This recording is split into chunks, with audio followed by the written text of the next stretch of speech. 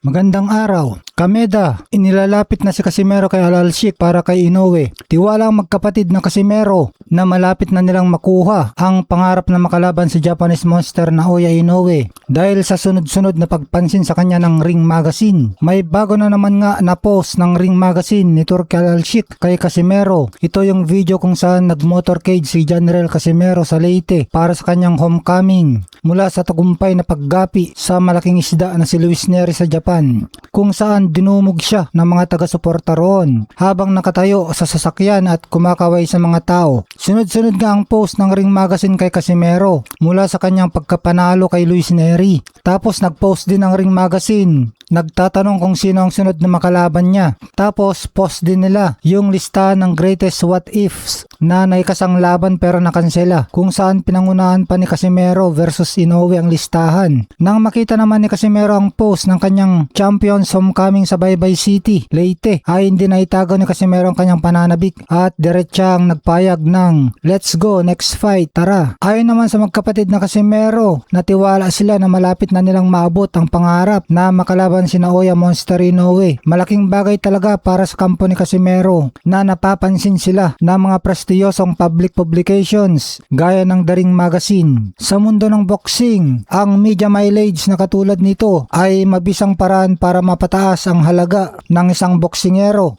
at mapwersa ang mga big fights. Kapag ang The Ring na itinuturing na Bible of Boxing ang naglabas ng artikulo o pumansin sa isang boksingero, automatikong nakukuha nito ang atensyon ng mga fans, promoters at maging ng mga matchmaker sa buong mundo. Mas lumalakas ang naratibo na si Casimero pa rin ang isa sa mga natitirang boksingero na may lehitimong banta sa trono ni Inoue. Kapag naging usap-usapan ito sa buong mundo, mas nahihirapan ang kampo ng Hapon na iwasan ang ingay. Dahil aktibo ngayon si Turki Alalshik sa pagbuo ng mga laban na gustong makita ng publiko, ang mataas na interes mula sa international media ay pwedeng maging mitsap para pumasok ang pondo ng Saudi Arabia upang may kasang laban. Bagamat malaking hakbang ito, alam na magkapatid na Casimero na hindi lang media mileage ang sapat. Kailangan pa rin sumabay ng formal na negosasyon ng kanilang promoter gaya ng usap-usapang pagtulong ni Koki Kameda para tuluyang mapapirma ng kontrata si Inoue. Ang magandang balita ayon sa mga ulat at insider sa kampo ni General Cuadrolas Casimero,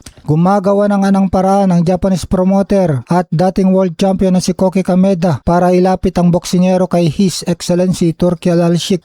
Dahil sa magandang koneksyon ni Kameda sa mga dambuhalang boxing promotion sa buong mundo, siya ang tinitignan susi upang formal na may parating kay Alalshik ang kahilingan ng kampo ni Casimero. Ang pangunahing layunin ng paglapit na ito ay para may kasasawakas ang matagal ng inaasam na bakbakang Naoya Inoue versus General Casimero sa ilalim ng Riyadh season. Samantala, Carlames Martin naunahan ni Nishida kay Goodman, kaya sana si Philippus na lang muna. Samantala, nakakapanginayang na balita ang laban ni Carlames Martin kontra sa top contender na si Sam Goodman dahil hindi pa matutuloy sapagkat ipinag-utos na ng International Boxing Federation IBF ang laban sa pagitan ni Sam Goodman at ng Hapon na si Ryosuke Nishida. Dahil mandatory defense ang kailangan unahin ni Goodman laban kay Nishida, kaya walang magagawang kampo ni Martin kundi maghintay muna o maghanap ng ibang kalaban at sana naman ay pumili siya ng dekalidad at world top 10 na kalaban, hindi tulad ng uli niyang nakalaban na may 12